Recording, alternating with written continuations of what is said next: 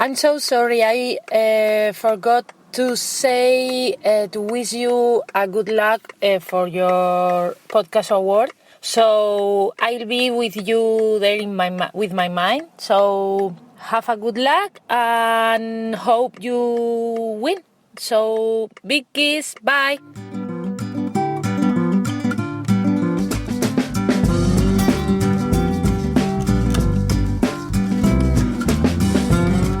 Hello and welcome everybody to Aprender Inglés con Reza y Craig.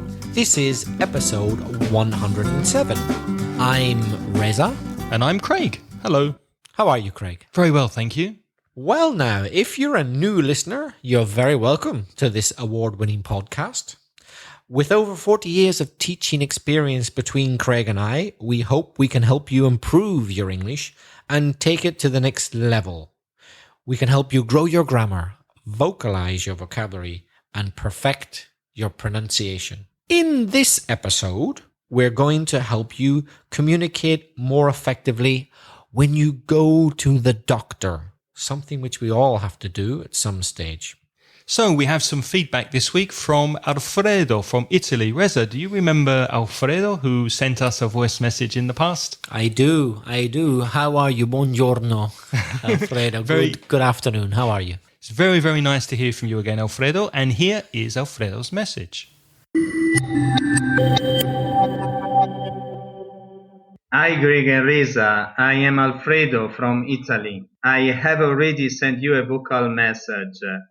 First of all, thank you for your huge podcasts. I listen to them every week.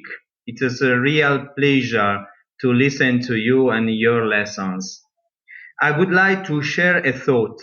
It could be funny, but I want to ask you, why not you could come to Italy collecting Italian people who like to practice English, giving them opportunity of a full English immersion. For example, you could spend your holidays in Italy with a group of Italian learnings. We give you money for your course, for your experience, for your English, and we stay together speaking English. They could be 5-6 days in a beautiful Italian place. You earn money an Italian vacation, and we have the happiness to stay with you, listening to you, learning your English. Okay, this is my thought. Thank you for listening to me. Bye-bye. So, what do you think? Do you feel like going to Italy for a while and teaching English and enjoying Italian food and everything that Italy can offer? Does that sound like something you would want to do? Yes, it does. Alfredo, I've never been to Italy before, and I'd love to go. It sounds like a great idea to me. Yep, I think it would definitely be something I would think about doing. Sign us up. Sign me up. Yeah. Definitely put me down for that. Maybe, Alfredo, if you could get together a group of students for us to teach, and we would come along and teach them. And you keep the money and your mother feeds us pasta. How does that sound? Yeah, but we want the recipe of your mama, because we know that every Italian mama is a great cook. And every day, if you fed me lasagna and tiramisu, I will be more than happy to teach you all the English you want. Me too.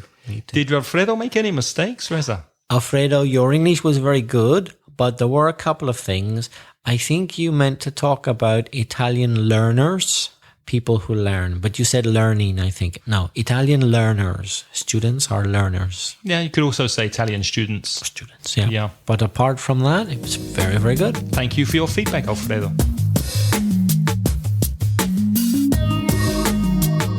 Now, we already spoke about some health vocabulary in a previous episode. That was episode 42 of EnglishPodcast.com. So if you go to EnglishPodcast.com/42, 42, you'll see a bit of health vocabulary, but we'd like to just go a bit deeper and perhaps be a bit more detailed in this episode about that. Yeah, the reason for that is because I've recently been to the doctor because I have a boil on my neck, and I didn't know what boil was in Spanish. Do you know? I'm not sure. What is it? Basically, in English, a boil is like a very big, ugly spot, grano. But in the dictionary, it says that boil is furúnculo. I didn't know that word. It's an inflamed, red, tender wound, herida, weeping pus, which is disgusting and horrible. And it's really, really painful. So I had to go to the doctor. And because of this, I was using my bad Spanish to communicate to the doctor where the pain was, how severe or how bad the pain was. And obviously, you know, it's good if you know in English how to describe symptoms and how to speak to the doctor when you have a pain or when you have something wrong with you. So that's the reason for this episode, revisiting health and getting sick. And I can tell the listeners that Craig actually has a bandage on covering that boil. How do you say bandage in Spanish? It's bendaje. Mm-hmm. Bendaje. So Not to be confused with plaster, which is tirita. Terita. So Craig, because of his boil, has had to cover it with a bandage. I can see he's wearing a bandage today. Yeah, it's much better now, but it was for a week. It was really, really painful. Actually kept me awake at night. So obviously, at some point, I saw that it wasn't getting better. So I went to the doctor. But before I went to the doctor, I had to make an appointment. So that's a useful expression. You phone the doctor to make an appointment and say, I'd like to make an appointment to see Dr. Smith, for example. I'd like to make an appointment. Craig, you said your boil was weeping. Weeping, yes. What do you mean by that? Well, weeping is a synonym of crying, isn't it? If you weep, you cry. It's not so common, not as common as cry, but it means to weep, which means tears come out of your eyes or out of your body. So similarly, if fluid is coming out of your body anyway, you could say that it's weeping, especially if it's a wound. Mm-hmm. So a wound that's weeping blood or pus. It's coming out, but kind of slowly, yeah? Yeah. So gradually. bleeding blood is not weeping, no? No, kind of slow. If you bleed, then the blood comes out quite quickly. Yeah. But if it weeps, it comes out a lot more slowly. You're right. Yeah. Uh-huh. So you can weep when you're sad from your eyes, or if you have a boil, like Craig at the moment on his neck, you can weep through another part of your body. Yeah. 2 types of weep. Of course, when boil is a verb, it's review. I'm boiling water. I'm boiling boiling some soup. But when it's a noun, it's furúnculo. Uh-huh. And you said you were weeping pus. In Spanish, pus, I know, but in English you pronounce it pus. And if something has a lot of pus, it's pussy. That's right. Don't say pussy. Pussy's another thing. It's a little cat. Yeah, a kitten. So Craig's wound is pussy. So it might be useful when you go to the doctor. I hope you never have to, but it might be useful to know some words to describe pain. So what's the adjective of pain? Well, the most obvious word is painful. It's a painful boil. So we just add the suffix ful, pain, painful. What other words can you think of, Craig? Well, the opposite of painful is painless. Ah, of course. Another suffix. Less means without, full means with something, right? Exactly. You could say that something is sore, S-O-R-E, exactly the same pronunciation as the past of to see. So sore and sore. If you're English, yes. If you're Irish, you're Irish, it's not. But according to Oxford, wait. What's different? What's different? The okay. S-A-W sore or the S-O-R-E sore? Okay, spell a word and I'll say it. S-A-W. Saw. S-O-R-E. Sore. That's very different. Yeah. Interesting. For me, it's exactly the same. Sore. Yes. Your Craig's pronunciation is much closer to standard English. So if something's sore, te molesta, like you have a sore throat, if you have a cough or a cold, or you smoke too many cigarettes, your throat is sore. You can have a sore arm or sore hand or sore part of your body, which means te molesta. Stronger pain, you could say that it's agonizing pain, which was how my boil was the first 2 or 3 days. Similar to if something's sore, you could describe it as an ache, which is not as strong as a pain, is it? If something's aching. Yeah, generally pain sounds more annoying, more problematic than ache. And also pains often occur as the result of accidents. So they might be possibly more short term, but more extreme. Whereas an ache, if something is aching, it tends to be identified with something that you've had for a long while, perhaps, or so you don't notice it so much now, or something that isn't so severe. Right. And of course, parts of your body, when they ache, combine with the word ache to make compound nouns. For example, toothache, backache, earache. Can you think of any more? Headache. Headache, belly ache, Stomach ache. my favorite. Your favourite word. My favorite is pronounced. Yeah. And so there are some verb phrases that we can use to describe pain. For example, you could say to your doctor, it hurts, H-U-R-T-S. My knee hurts, my elbow hurts, my tooth hurts. What if you wanted to say that it really, really hurts? What might you say? It's killing me.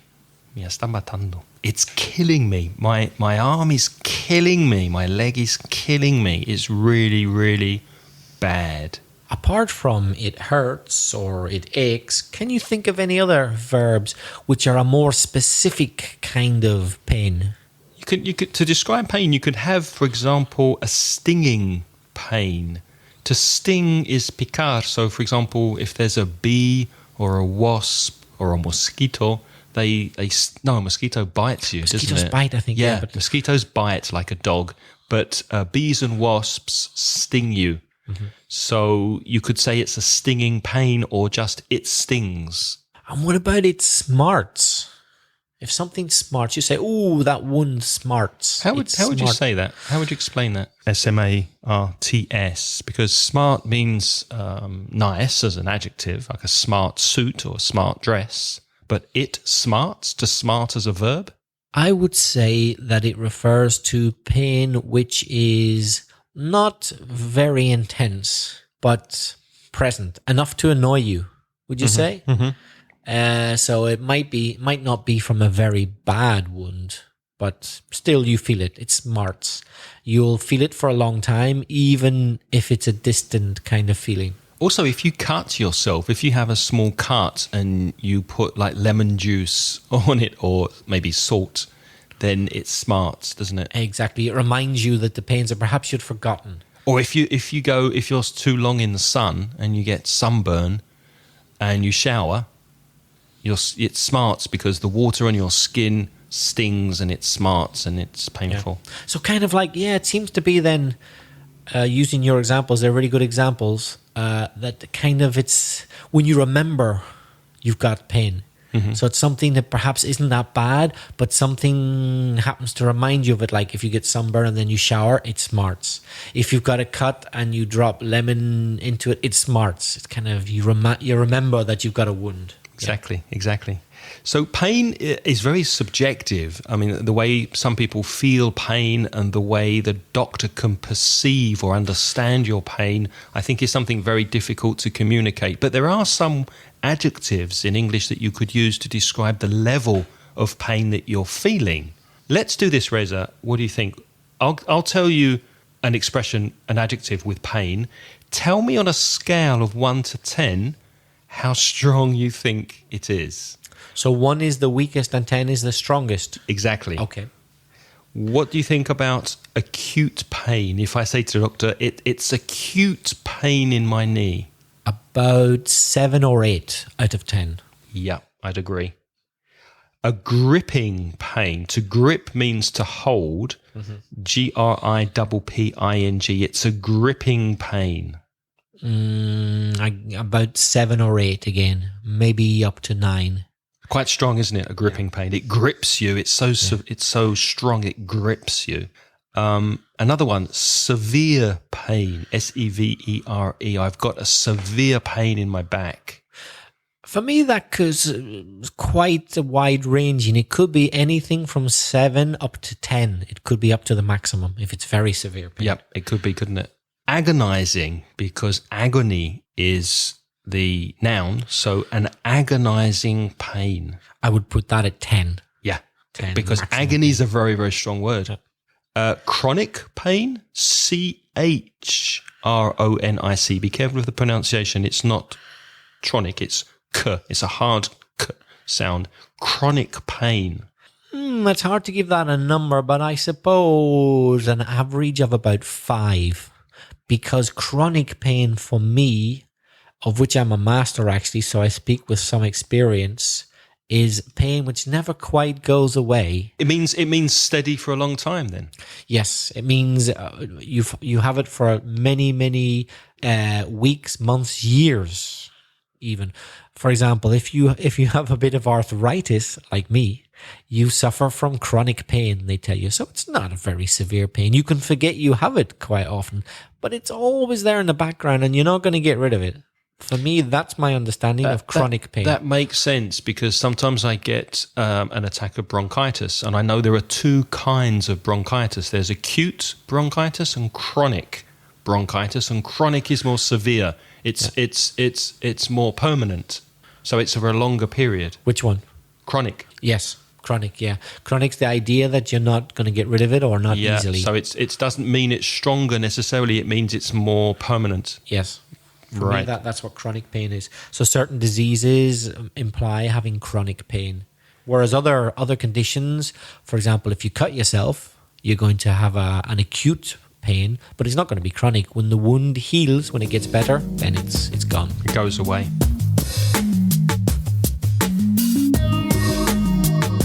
What about crippling pain? CRIPPLING. It's a crippling pain. Well, if it's crippling, it cripples you. The verb to cripple, that means it disables you. You can't function properly because of it. Disabilitar? Yeah. So it's got to be up there 9 or 10. Yeah. Because it stops you functioning. It's exactly. It's so severe, it stops you functioning. It stops you doing things. Yeah, my sister had crippling back pain for a long time. Next one, burning pain. To burn is quemar, so a burning pain. There's a burning pain in my elbow. I would find that very hard to give a number. I'm going to say that could be anything from 1 to 10. It's more the type of burning, the type of pain. It could be very severe or it could be mild, but it means it burns. So obviously, any sensation which feels like something burning is a burning pain.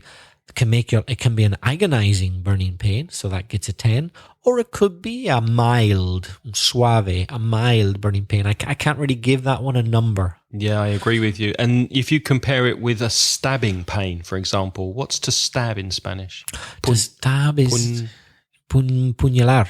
Puñalar. Yeah, when you stick a knife in someone, we puncture someone with a knife. Not cut in a line, but stick in and puncture. Jack the Ripper used to stab people. Yes, he used to strangle people. Yeah. Well, probably a bit of everything. Yeah.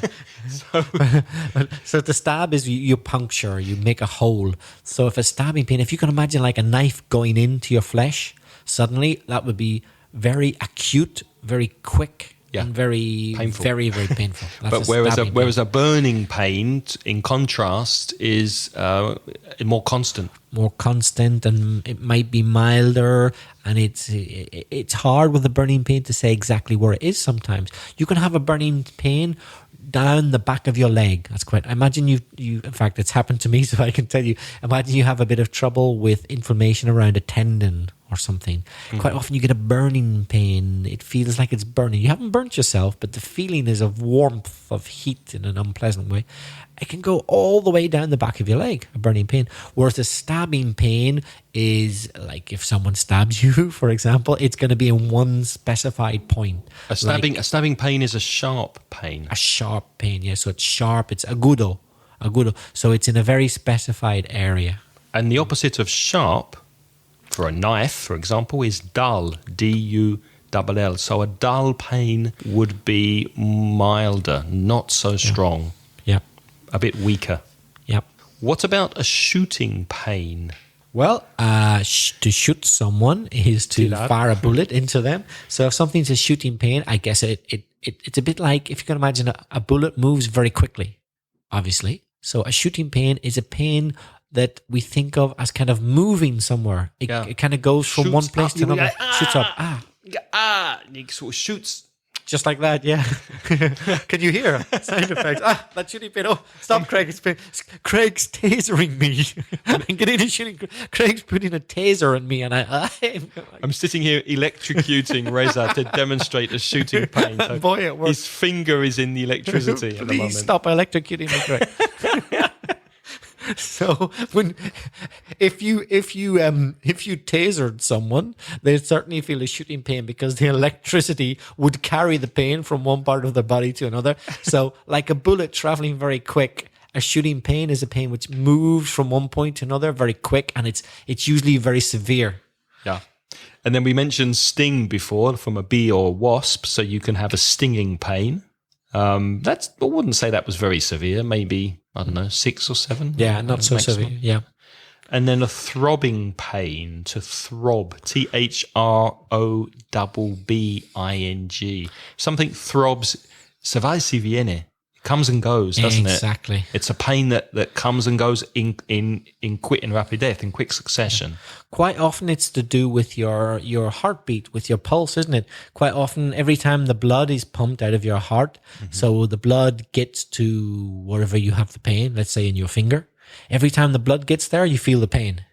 Yeah. And then for a short time, the pain disappears. Then the blood pumps again, you feel the pain. So it's with every kind of beat of your heart, quite often you feel the pain because your heart throbs. Also, if you imagine a toothache, sometimes if you have a bad tooth, then the pain comes and goes in quick succession. So it's a throbbing pain in your mouth. So the next one is unbearable, an unbearable pain. If you can bear something, it's aguantar, isn't it? Yes. I can't bear it. No aguanto. Mm-hmm. So if something's an unbearable pain, it's so severe, you just can't bear it. So it's got to be on a scale of It's got to be 9 or 10, isn't it? It's got to be at the top there. An unbearable. I can't bear it. I can't stand it. Not a soporto. Yeah. Quite often this collocation is used to describe other things. Many occasions in my life, people have referred to me as an unbearable pain in the neck. not like pain, not like Craig's pain in the neck, a medical condition, but a very, very irritating person. Oh, I wouldn't say that. Unbearable pain in the neck. And maybe coming down the scale a bit, a dull ache. We said that dull is the opposite of sharp, so dull is más suave. Yeah, so under 5, quite a moderate. It's like a molestia, isn't it? A dull ache. It's there, it's hurting, but it's not severe. You could have a nagging ache or a nagging pain. What does to nag mean? Oh, that's a good one, isn't it? So the verb to nag is to constantly criticize someone.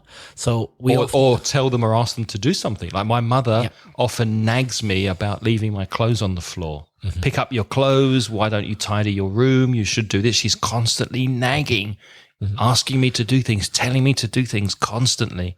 Yes. That's someone who nags. It's kind of a stereotype, isn't it, to talk about a nagging mother, in fact.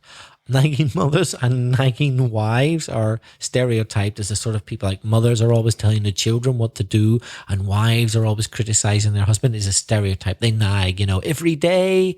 It's never a big argument. It's just repeated and repeated and repeated many times every day, many times, repeated. So a nagging pain is a pain which is repeats. It won't go away. It just won't go away. It keeps coming back and irritating you. Like your mother. Yeah. Exactly. Stop nagging, Mum. Oh, do it. Stop nagging.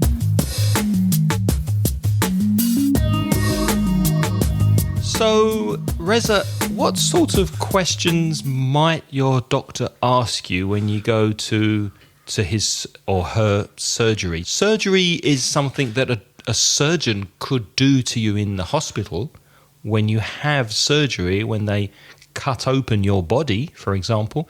But surgery is also the name of where your family doctor or GP has his consultancy.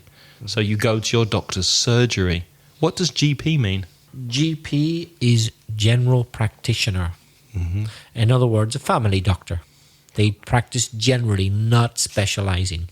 Or these days it could mean Google practitioner, the kind of person who Googles their symptoms to find their disease. So what questions could... Well, if it's an American hospital, the very first question we might hear is, could I have your credit card number, please? But if it's not in America, if it's in the UK... What insurance company are you with? Yes, that might be the very first question. Or have you got insurance? Or what's your insurance cover? So they know exactly what grade. But if it's in Europe, in most countries or in other countries around the world, they'll probably say, for example, where does it hurt? Or perhaps, what seems to be the trouble? Mm-hmm. Something like that. They wouldn't say, how are you, would they? Because sometimes they do, though, don't they? If you've gone to the doctor, then you're sick, aren't you, obviously? But I find sometimes doctors do say that, but it's another way of saying hello. Instead of saying hello, they say, how are you? Go, oh, very well, thanks. Why have you come to see me? No, but it happens to me a lot. It's quite common. I think, hello, how are you? And you say, oh, I'm fine, thanks. I say, well, what seems to be the trouble? Yes, I have an agonizing pain. It sounds surreal, but it's kind of just a formality to say, how are you? Very well. And then you tell them how terrible you are. Yeah. It does happen, though. Yeah, I suppose so. When a doctor says, how are you? It's just like, hello. But when they say, where does it hurt or what seems to be the trouble, they want to know what your medical condition is. Another question is, what are your symptoms? What are your symptoms? What things are happening with you differently that can help me diagnose or tell you what the problem is? If the doctor isn't quite sure from listening to your symptoms what the trouble is, what might he ask you, Craig, or what might she ask you? Well, the doctor would probably want to examine you. So, do you mind if I examine you? Or I'm just going to examine you, perhaps? Mm-hmm. And then, does this hurt when the doctor touches you or moves your arm or leg? Does this hurt? Do you feel any pain? Does it hurt when I do this? Those kind of things. And sometimes it does hurt when the doctor touches, and sometimes it doesn't. But one thing you can be sure of, the doctor will have very cold hands. I don't know why, but he or she will. They'll have very cold hands, and you will find this quite shocking. Have you noticed that? Yeah, I have. Yeah, definitely. You might be asked if you could describe the pain, which we spoke about before, different kinds of pain. Could you describe the pain, please? And that's when you say, well, yes, I have a throbbing pain in my knee, or I have an acute pain in my back, or I have a nagging headache that won't go away, or I have an unbearable pain in my throat, or whatever. And the doctor might ask you to lie down on the couch or on the table, on the doctor's table. So please lie down on the couch, or could you lay down, or would you mind lying down on the couch? The doctor might, for professional reasons, say to you, could you take off your top, please? Or could you take off your trousers, please? Some item of clothing to be able to examine you. Craig, what if the doctor wanted you to take everything off and be completely naked? Then they would ask you to strip.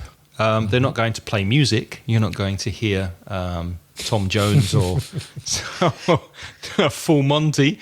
But can you strip, or please take off all your clothes, that kind of thing? Strip down to your underwear. Your underwear, obviously your pants and your socks. You could hear that. Sorry. That's a nasty cough you got there. Yeah, I have to go to the doctor. I think I'm going to have to get up my stethoscope and listen to your chest there. Make sure you warm your hands. And Craig, what am I going to say then? Now that I've heard that cough of yours, I'm going to have to say, Craig, could you take nice, big, deep breaths for me? Could you? In. Out. Out. In, out. Sorry. Oh, that sounds like a chronic bronchitis to me. Yeah, and the doctor, if they're checking your throat, maybe you go with the flu or a bad cough or some irritation in the throat. The doctor might ask you to say "ah." So can you say "ah" for me, Reza? Ah. A bit louder? Ah. A bit louder? Ah. Well, there's nothing wrong with your voice then, sir. Your voice is okay. Have you... Another question the doctor could ask you, have you had this before? Is this the first time this has happened to you? Have you had this irritation, this pain before? When did the pain start? Obviously, the first question, present perfect. Have you had this before?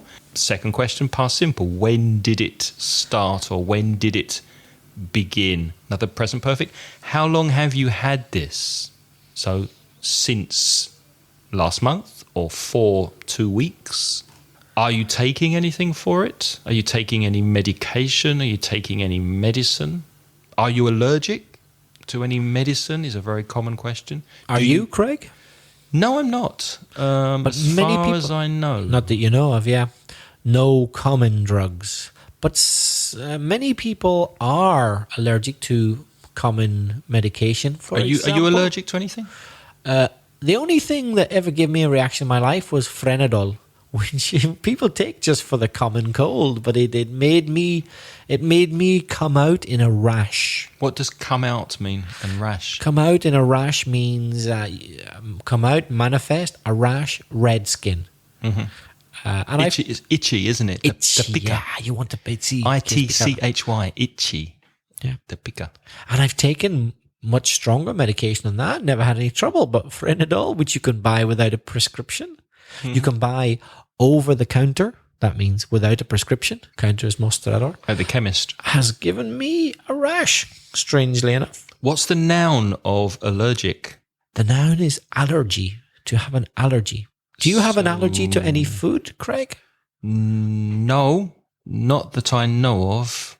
No allergies. I have no allergies that I know of. Of course, many people do have allergies to things like peanuts. Yeah. And it's a medical condition. If they ate peanuts, they could be very, very severely affected and possibly even die. Mm-hmm.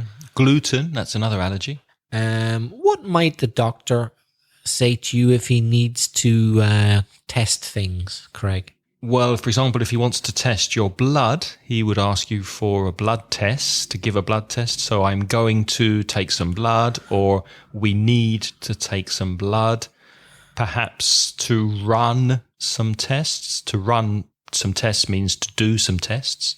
So we'd like to run some blood tests, or we'd like to run some tests. Craig, very often the doctor can't say exactly what's wrong with you the first time he meets you or she meets you. So what might she do? Well, if they need to run tests, then you'd have to go back, obviously, for the results. So you'd need to make a further appointment or a follow-up appointment. So you could make a further appointment for next month or next week. Craig, has a doctor ever said to you before they do something to you, "Don't worry, you won't feel a thing"? It will be over before you know it. Have they ever said that to you? Yeah, I've heard that. Has that happened to you? Yeah, and then generally they do something really painful. Mm-hmm. They lie. Yes, listeners, they lie in Spanish, they lie in English, and probably lots of language. They say it'll never hurt, but it often does hurt. So if you hear them say, "Don't worry, you won't feel this," you know you will. Mm-hmm. Sometimes they admit it's going to hurt a little bit, and they say, "You may or you might feel a little prick now," and then they insert a needle. So a prick is when they puncture your skin. So a Pinchar. Pinchar. Yeah. So that feeling you have of a needle going in, it's a prick. You might feel a little prick. Craig, have you ever felt a little prick? I've felt a little prick a few times. Yeah. I have many times in my life.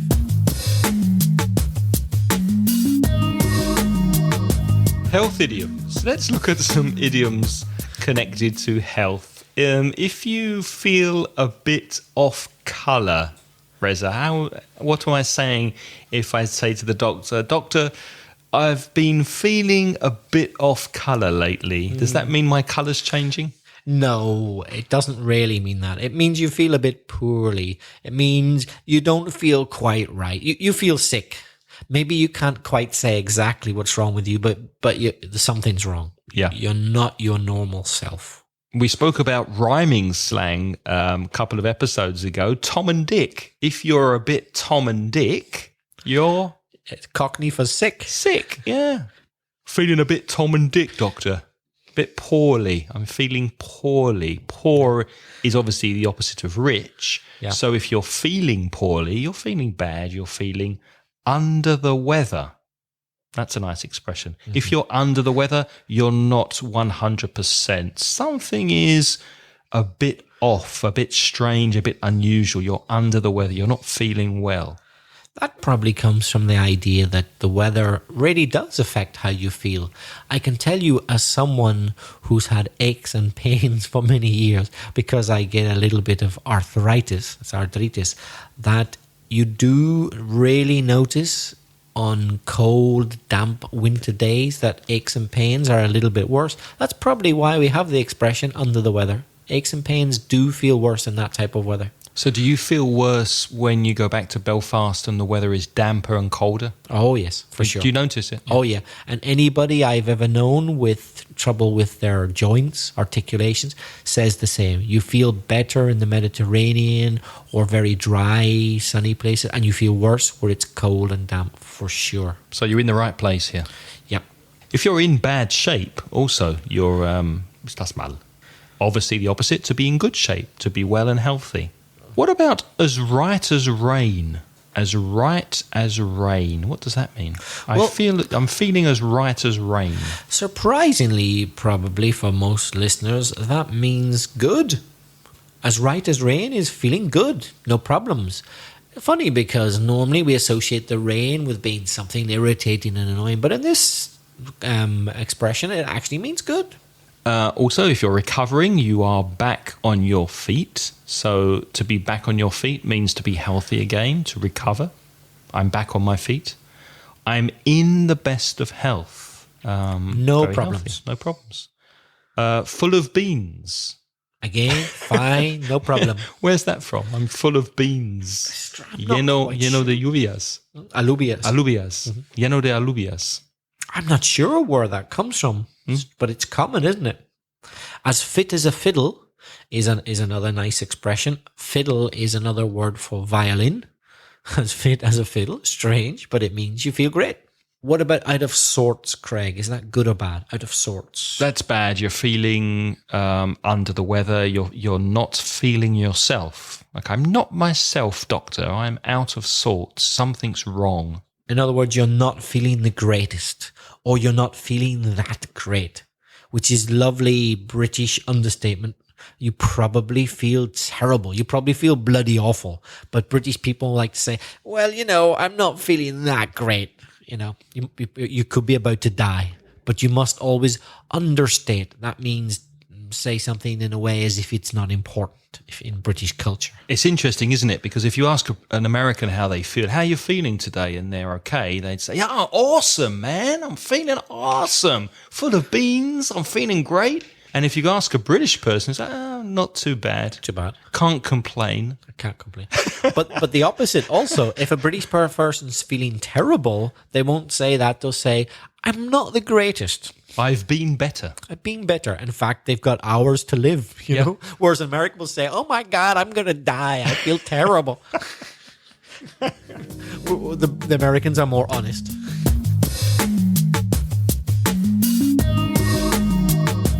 Reza and I would like to take a couple of minutes to tell you about something we like, and that is iTalki. iTalki is a website that you can go to have a one-to-one personal teacher. You can find native speakers on iTalki from all over the world, and you pay them to teach you English. You don't generally pay them anywhere near as much as you would a face-to-face teacher or studying at a language school, because these lessons are on Skype. They're convenient, they're affordable, And Reza and I definitely recommend you give italki a try and see if you like this method of improving your English. We've both tried it, we both like it, and we think you should give it a go. Just give it a go. So italki are offering 100 free credits, which is more or less one lesson. So you buy a lesson, you get one free to each paying student who registers through our website. So for more information, go to inglespodcast.com/italki. And Reza and I would like to say thank you to italki for sponsoring Aprender Inglés con Reza y Craig.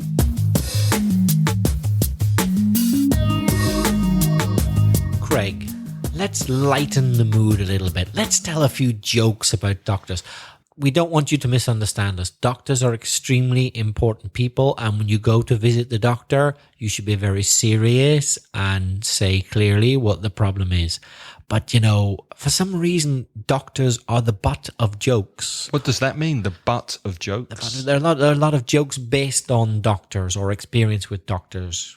Yep. Mm-hmm. And how they treat patients, or about the patients being quite peculiar. I'm sure they exist in many languages, and in English we've got plenty as well. Let's tell you a few and see what you think. Let's see if you get the joke. If you get a joke, that means you understand why it's funny. So what, are you going to be the patient and I'll be the doctor? Okay, we could do that. We change it, but I'm the patient first of all. Okay, so here are dialogues. I'm the patient, Craig's the doctor. Doctor, everyone keeps ignoring me. Next. Doctor, can you advise me about condoms for family planning, please? Condoms, certainly, sir. There are 3 sizes of condoms. We have small, medium, and liar. Mentiroso. Doctor, as you can see, I have 5 legs. No problem, madam. Just wear these special knickers here. They'll fit you like a glove. Shall we explain that? Knickers are underwear for women. Bragas. And to fit like a glove, con guante. Did they say that in Spanish? It means to fit. Quedar como un guante. Yeah. It's the same. It's the same. Yeah. So they'll fit you like a glove. Perfect fit. Doctor, I think I'm a dog. Would you please get off that sofa, sir? Doctor, I have a piece of lettuce coming out of my bum. I'm afraid that's only the tip of the iceberg. Bum is anus, your bottom, your posterior. Culo. An iceberg is iceberg. Iceberg. Mm-hmm. And also a kind of lettuce. That's where the word play comes in. So there's a play on words there. Doctor, on my bum, I've got a big bruise that looks like a strawberry. I'll give you some cream to put on it. What's bruise in Spanish? Una morada. Mm-hmm. When you hit your skin and it changes colour. Yeah. Doctor, I've eaten something that disagrees with me. No, you haven't. If something disagrees with you, it goes against your metabolism. It's causing you indigestion problems. Maybe you have a slight allergy. So another play on words. Yeah. In Spanish, te siente mal. Te siente mal. I think our audience has suffered enough for one day, yes. Reza. We'll leave it there. As the doctor might say to you, you've been very brave. It's all over now. You've been very patient, patients. Remember, if you have a question for Reza and I, or an idea for a future episode, we would love to hear from you. Just send us a voice message and tell us what you think. You can send us your messages at speakpipe.com. That's SPEAKPIPE, speakpipe.com/Ingles podcast. Or you could send us an email with a comment or question to me, Craig, at inglespodcast.com. Or to me, Reza, at belfastreza@gmail.com. And remember, you can find our show notes for this episode at inglespodcast.com/107. If you'd like full transcriptions of everything we say, you could become one of our Patreons to help us raise money to pay somebody to write all of our words on our website. To do that, go to patreon.com/ Ingles podcast. So we'd like to thank our sponsors, Reza, who are Lara, Farah, Mamen, Juan, Sara, Corey Finneran from IVMV Podcast, Rafael, Daniel, and Manuel. Thank you.